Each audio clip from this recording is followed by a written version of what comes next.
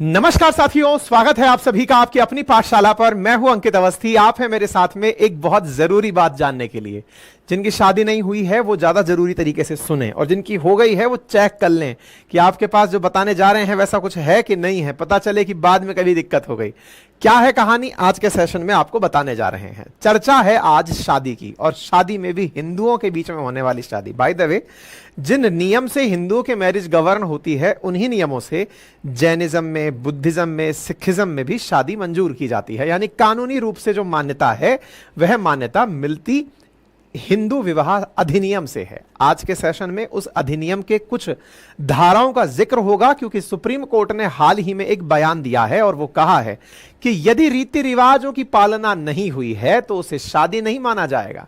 पता चले कि आप मिले, पार्टी किए, नाच गाना किए, एक दूसरे को भेंट दिए, परिवार वाले मिल लिए, और जो जरूरी कस्टम है वो करना भूल गए और कहे कि सर सॉरी, हम बस फेरा लेना भूल गए थे, हम उन रीति रिवाजों को मानना भूल गए थे जो उन दोनों परिवारों में से कोई एक परिवार मानता था, तो ऐसी स्थिति में उस शादी को मान्य नहीं किया जाएगा। जब शादी में आप जाएं और बढ़िया से पार्टी एंजॉय करें तो उस पार्टी को केवल खाने तक ही देखकर ना आ जाएं, अंतिम समय तक जाइएगा। सुप्रीम कोर्ट का यही कहना है कि 7 फेरे होंगे जरूरी, तब जाकर मानी जाएगी शादी पूरी। मेरे प्यारे साथियों, इसी क्रम में हमने आप लोगों को अपने ट्विटर हैंडल पर भी इन्फॉर्म कर दिया था, और इसी से रिलेटेड एक सवाल आपसे पूछ रहे हैं जो एसएससी सीजीएल 2021 में पूछा गया है कि हिंदू मैरिज एक्ट कब आया था। आपके सामने 4 ऑप्शंस हैं। पोल में हमने ऑप्शन क्रिएट कर दिए हैं, जाकर के आप अपना नॉलेज टेस्ट कर लीजिए। आप जवाब देंगे तब तक हम अपना विज्ञापन दे देते हैं। आप में से जो साथी हमसे जुड़ करके आगे जुड़े रहना चाहते हैं, अपनी पाठशाला को सब्सक्राइब कर लें। जो बिहार पीसीएस के लिए हमारे साथ जुड़कर हमारी टीम के साथ पढ़ना चाहते हैं, मात्र 4500 में कंप्लीट जीएस बिहार के लिए, Bihar special, GS special, Hindi, maths, reasoning सभी क्लासेस उपलब्ध कराई जा रही हैं पूरे 1 साल की वैलिडिटी के साथ। इसी के साथ यदि आप बिहार में हमारी टीम जो पढ़ा रही है उसके साथ पढ़ने के अतिरिक्त अगर मेरा जीएस रिकॉर्डेड बैच भी लेना चाहते हैं तो ये कंबाइंड आपको 5500 रुपीज में मिल जाता है। बाय द वे, जिन्हें हमारा जीएस रिकॉर्डेड बैच लेना है वो 1499 में ले सकते हैं, और जिन्हें Rudra GS foundation batch repeat करना है, यानी कि अपनी एक बार सब्सक्रिप्शन ले रखा है और फिर से लेना है, तो वो 799 के अंदर हमारा यह बैच ले सकते हैं। बाकी हमारे हैंड रिटन नोट्स जो मेरे अपने हैं, 4 सब्जेक्ट्स की 6 किताबें आपके लिए कुछ इस प्रकार से लिखकर अपनी पाठशाला ऐप से ऑर्डर करने पर 7 दिन के भीतर मात्र 1999 में आपके घर तक कुरियर की जाती हैं। आप में से जिन भी साथियों ने जवाब दिए हैं, ऑप्शंस उनके सामने हैं, जाकर के जवाब दे दीजिएगा। मेरे प्यारे साथियों, जैसा कि आप सभी जानते हैं कि हिंदू विवाह 2 लोगों के जीवन में एक दूसरे के साथ अगले जन्मों तक बंधे रहने की कसमों के समान माना जाता है। हमारी सामाजिक और धार्मिक मान्यता है। लेकिन क्या कभी आपने यह विचार किया कि यह शुरू कब से हुआ? इंसान क्या जब से इस सोसाइटी में रहने लगा है, क्या तब से ही इसकी एक परिपाटी थी? तो इसके जवाब को ढूंढते हुए जब हम इधर उधर कंटेंट तलाशने पहुंचे तो हमें एक कहानी मिली, और पता चला कि एक ऋषि हुआ करते थे, उद्दालक ऋषि। उनके पुत्र थे जिनका नाम था श्वेत केतु। पता चला कि उद्दालक ऋषि की पत्नी यानी कि श्वेत केतु की जो माता जी हैं, उन्हें जब वो एक आश्रम में बैठे हुए थे, एक और ऋषि आए और उनकी माताजी को अपने साथ लेकर चले गए। इस बात से श्वेत केतु बहुत नाराज हुए और उन्होंने अपने पिताजी से इस विषय पर प्रश्न किया। प्रश्न करने पर जब उन्हें जवाब मिला तो पता चला कि इस संसार में तब तक इस प्रकार की कोई परिपाटी थी ही नहीं कि एक पुरुष एक महिला के लिए ही रहेगा या एक महिला एक पुरुष के लिए ही जीवन भर रहेगी। ऐसी स्थिति को पाश्विक प्रवृत्ति माना गया, पशुओं के समान माना गया। यानी जिस प्रकार से पशुओं में एक दूसरे के प्रति कमिटमेंट नहीं होता, वैसा इंसानों में भी तब तक नहीं था। इसी को ध्यान में रखते हुए विवाह के नियम बनाए गए और यह तय किया गया कि एक पुरुष और एक महिला जब एक दूसरे के साथ विवाह करेंगे तो महिला जीवन पर्यंत पुरुष के साथ और पुरुष जीवन पर्यंत महिला के साथ बंधन में रहेगा और किसी महिला अथवा पुरुष के साथ संपर्क में नहीं आएगा। इसी क्रोनोलॉजी को जब आगे तरफ भेजा गया तो इसमें 8 प्रकार के विवाह हमारे देश में मान्य होने लगे, जिनमें से दैव, ब्रह्म, आर्ष, प्रजापत्य, आसुर, गंधर्व, राक्षस और पैशाच विवाह हैं। वर्तमान में जो सबसे ज्यादा प्रचलित विवाह है उसके अंदर ब्रह्म विवाह को माना जाता है। साथियों, भारत के अंदर जिन भी रीति रिवाजों में प्रमुखता से शादी होती है उन रीति रिवाजों में धार्मिक मान्यताएं अपनी जगह हैं, लेकिन इन धार्मिक मान्यताओं को कानूनी अमली जामा पहनाना, यानी कानून की नजर में भी आपने शादी की है, इसके लिए हिंदू विवाह अधिनियम 1955 बनाया गया, जो हिंदुओं के लिए, जैनियों के लिए, बुद्धों के लिए, सिखों के लिए एक साथ काम करता है। इसका मतलब यह हुआ कि ये मुसलमान, ईसाई, पारसी, यहूदी, इन्हें छोड़कर सभी को हिंदू मैरिज एक्ट 1955 गवर्न करता है। लेकिन एक हिंदू की किसी पारसी से, किसी यहूदी की किसी ईसाई से अगर शादी हो तो इसके लिए एक स्पेशल मैरिज एक्ट भी बनाया गया, जिसे स्पेशल मैरिज एक्ट 1954 कहते हैं। आज जिस एक्ट की चर्चा है वो है हिंदू मैरिज एक्ट 1955। जैसे आप में से बहुत सारे लोग जिस शहर में रहते हैं वहां का मूल निवास प्रमाण पत्र हाजिर करते हैं, जिस जाति से हैं उस जाति का जाति सर्टिफिकेट रखते हैं। इस प्रकार का ही एक सर्टिफिकेट विवाह किए हुए लोगों को रखना होता है जब उन्हें विवाह से मिलने वाले लाभ लेने होते हैं। अर्थात अगर वो कहीं गए और उन्हें दिखाना हुआ कि यह प्रॉपर्टी मैं अपनी पत्नी के नाम से लेना चाहता हूं, तो पत्नी का नाम आपकी ही वो पत्नी है, इसके लिए गवर्नमेंट ऑथराइज्ड आपको एक सर्टिफिकेट दिखाना होता है। यह सर्टिफिकेट जो विवाह का प्रमाण पत्र कहलाता है, जिस कानून से ताकत पाता है उस कानून को हिंदू मैरिज एक्ट 1955 कहा जाता है। यानी कि एक कानून ऐसा बना, जैसे कि आपके पास में आधार कार्ड है, आपके पास में जन्म प्रमाण पत्र है, मृत्यु प्रमाण पत्र है, जिस प्रकार से आपके पास में, मतलब हमारे पास इस तरह के प्रमाण पत्र प्रचलित हैं, ऐसे ही शादी को मान्यता देने वाला एक सरकारी प्रमाण पत्र जिस कानून से ताकत पाता है, दैट इज 1955। अब लेकिन यह प्रमाण पत्र ही कोई प्रमाण पत्र लेता रहे और शादी ना करे तो विचार कीजिए। मतलब ये ऐसा हुआ, आप इस तरह से समझिए, एक व्यक्ति का मृत्यु सर्टिफिकेट बन गया है, व्यक्ति की मृत्यु ही नहीं हुई है। जन्म सर्टिफिकेट बन गया है, जन्म ही नहीं हुआ है। यानी कि सर्टिफिकेट ज्यादा मान्यता रखता है कि वो घटना ज्यादा मान्यता रखती है। जस्ट लाइक आपने उस जगह रहा ही नहीं और वहां का आपके पास मूल निवास प्रमाण पत्र मिल गया है, यानी कि सर्टिफिकेट की वैधता पर प्रश्न खड़े किए जा सकते हैं कि नहीं। एग्जैक्टली विवाह के केस में है, विवाह हुआ ही नहीं और आपके पास सर्टिफिकेट आ गया, तो भाई ऐसी स्थिति में विवाह किसे माना जाए। जैसे जन्म को जन्म, मृत्यु को मृत्यु माना जाता है, जैसे निवास निवास है, लेकिन निवास में कंडीशन है कि 7 साल से रह रहा हो, 10वीं वहां से कर रखा हो, कुछ इस प्रकार के नियम है। ऐसे ही विवाह के लिए कुछ नियम बनाए गए। उन नियमों पर ही आज सुप्रीम कोर्ट ने अपनी तरफ से स्पष्टता दी है और कहा है कि भाई जब आप लोग एक दूसरे के साथ 7 फेरे ले लिए हों, उसी के बाद में सर्टिफिकेट की वैलिडिटी है। पता चले पहले सर्टिफिकेट बनवा लिए कि यार शादी तो तय हो ही गई है। अच्छा, आप में से कई लोग पूछेंगे क्या ऐसा भी होता है? भला हो जाता है। क्या होता है? बहुत से लोग ऐसे होते हैं जो शादी के दूसरे दिन ही अपनी धर्मपत्नी को अपने साथ विदेश ले जाते हैं।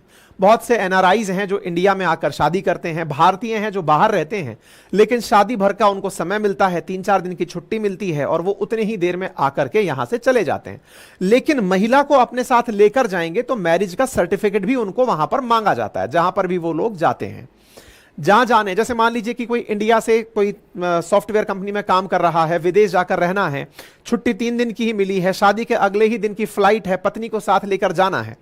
अब शादी के लिए आप अगले दिन मैरिज रजिस्ट्रार के ऑफिस में हाजिर हों और बताएं कि सर शादी हो गई है, कृपया करके रजिस्ट्रेशन सर्टिफिकेट दे दीजिए। हो सकता है उसमें 1-2 दिन का समय और लग जाए, शादी आपकी ऐसे समय पे हो जहां बैक टू बैक छुट्टियां पड़ रही हों। इसीलिए सहूलियत के हिसाब से लोग क्या करते हैं, जिस समय शादी का कार्ड छप गया, पंडित तय हो गया, शादी की जगह तय हो गई, यानी कि प्रूफ के रूप में कार्ड मिल गया, जगह मिल गया, पंडित मिल गया, परिवार के दोनों सदस्य मिल गए, इधर से लड़की वाले, इधर से लड़के वाले, दोनों हाजिर होकर के अपना रजिस्ट्रेशन फॉर्म बना लेते हैं कि सर हमारी शादी को मान लिया जाए। देखिए हम सब परिवार वाले आ गए, अब इसको कम से कम कागज समेत प्रूफ बना दीजिए कि कागज मिल गए कि शादी हो गई है। ठीक है, यानी कि ऐसे कुछ केसेस देखे गए हैं जहां लोगों ने शादी नहीं हुई उससे पहले सर्टिफिकेट बना लिया। अब यह कैसे संभव है? संभव है कार्ड पर तारीख से, संभव है जब शामियाना जब बुक हुआ है वहां से, परिवारजनों की सहमति से।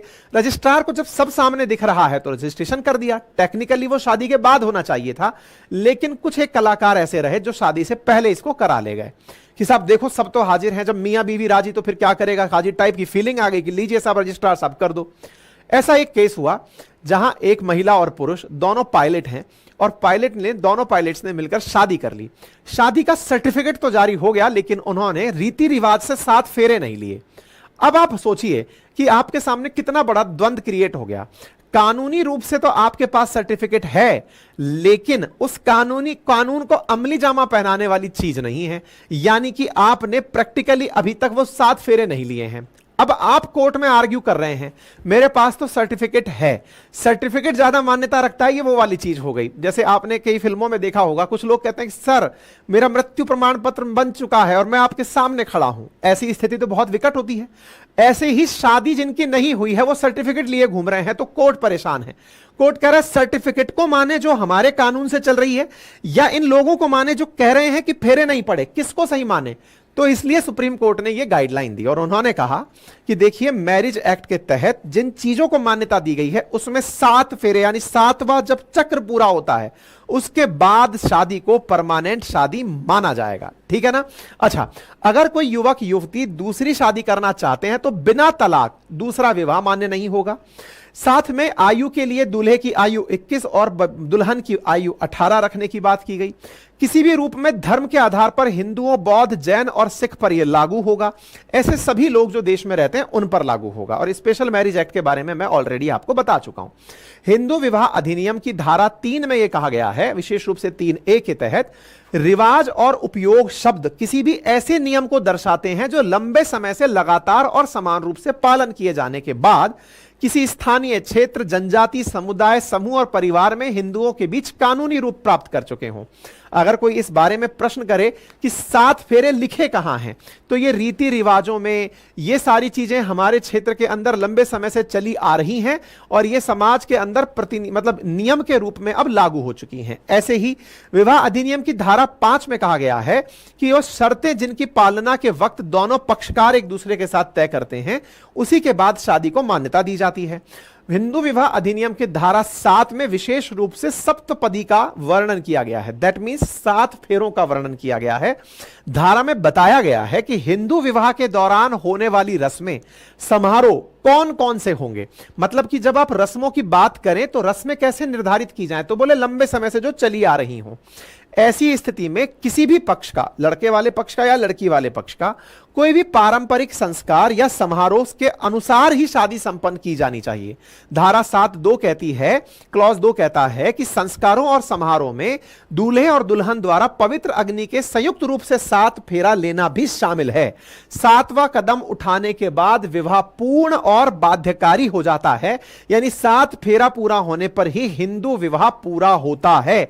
यह वो डॉक्यूमेंट है जहां पर इस बात को मेंशन किया गया है कि यहां पर विवाह पूर्ण करने के लिए 7 फेरे पूरे चलने जरूरी हैं, यानी कि छठे के बाद 7वें की भी मान्यता है। इस तरह से बात समझ। सुप्रीम कोर्ट ने एक बहुत बेहतरीन सोशियोलॉजिकल बात कही, समाज को ध्यान में रखते हुए बात कही और कहा कि हिंदू विवाह कोई नाचने गाने, खाने पीने, गिफ्ट, व्यापारिक लेन देन, इनकी चीजें नहीं है। पता चल रहा है दान दक्षिणा के चक्कर में केस के लपेटे में आ गए। यह एक संस्कार है, एक धार्मिक उत्सव है जिसे भारतीय समाज के अंदर अहम संस्थान का दर्जा दिया जाना जरूरी है। इन्होंने बहुत अल्टीमेट बातें सेरेमनी के रूप में विवाह के बारे में कही। बेंच ने स्पष्ट शब्दों में कहा कि एक दूसरे पर दबाव डालकर दहेज और तोहफे का लेन देन करना, जिसके चलते केस होने की संभावना रहे, इससे परे रहें। यह कोई व्यापारिक लेन देन नहीं है। शादी के बंधन में बंधने से पहले विवाह संस्थान के बारे में युवक युवती एक दूसरे के बारे में अच्छे से जान लें, उसके बाद ही, समझने के बाद ही इस संस्थान में प्रवेश करें, क्योंकि यह भारतीय समाज के लिए बेहद पवित्र है। यह ऐसा गंभीर बुनियादी इवेंट है जो एक पुरुष और महिला के बीच रिलेशनशिप को सेलिब्रेट करता है, जिन्हें पति पत्नी होने का दर्जा मिलता है, जो परिवार बनाता है। यही परिवार भारतीय समाज की मूलभूत इकाई है। अर्थात यह समझने का प्रयास कीजिए कि यहां पर बहुत सी बातें जो समाज शास्त्र के लिए जरूरी हैं, कि व्यक्ति एक समाज का हिस्सा है, समाज में वो परिवार बना के रहता है, परिवार बनाने के लिए विवाह जरूरी है और विवाह के लिए 7 फेरे जरूरी हैं, जो कि एक धार्मिक अनुष्ठान जितना पवित्र है। यह कोर्ट की बेंच ने कहा है और उन्होंने कहा है कि हम उस चलन की निंदा करते हैं जिसमें पति पत्नी केवल स्टेटस पाने के लिए शादी कर रहे हैं, कि हां भाई मैरिज सर्टिफिकेट मिल जाए। और ऐसा एकाध केस नहीं हो रहा है, कई केस हो रहे हैं इसके चलते ऐसी बात कही जा रही है। इसलिए हिंदू मैरिज एक्ट के तहत विवाह संस्कार जो नहीं है उनको हम मान्य नहीं करेंगे, केवल सर्टिफिकेट मान्य नहीं होंगे। जिनके बारे में मामला है वो केस मैंने आपको बोलकर, सर्टिफिकेट को आप समझ लीजिए, लेकिन सर्टिफिकेट मान्यता नहीं देता जब तक कस्टम्स परफॉर्म ना हो। इन हस्बैंड वाइफ ने आर्टिकल 142 का उपयोग करते हुए सुप्रीम कोर्ट से कहा कि आप कंप्लीट जस्टिस के लिए काम कर दीजिए, हमारी मदद कर दीजिए, हम लोग इस सर्टिफिकेट से बाध्य नहीं रहना चाहते, शादी से मुक्त होना चाहते हैं। सुप्रीम कोर्ट ने बेहद अच्छी रूलिंग दी। बाकी आप इस विषय पर क्या सोचते हैं कमेंट बॉक्स में जरूर बताएं। 7 फेरे क्या होते हैं उन्हें थोड़ा सा जान लें।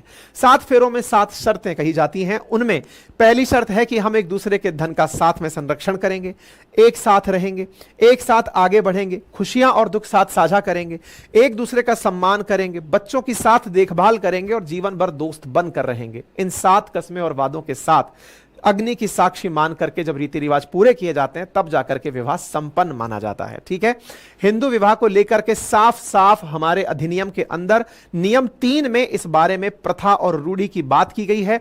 सप्तपदी का भी जिक्र किया गया है और कहा गया है कि पक्षकारों में जो भी शादी के पक्षकार हैं किसी एक के द्वारा पारंपरिक तरीके से इसकी पालना की जाए तो यह चीज मान्य होती है। अब एक बड़ा सवाल बनता है कि शादी में 7 फेरे ही क्यों होते हैं।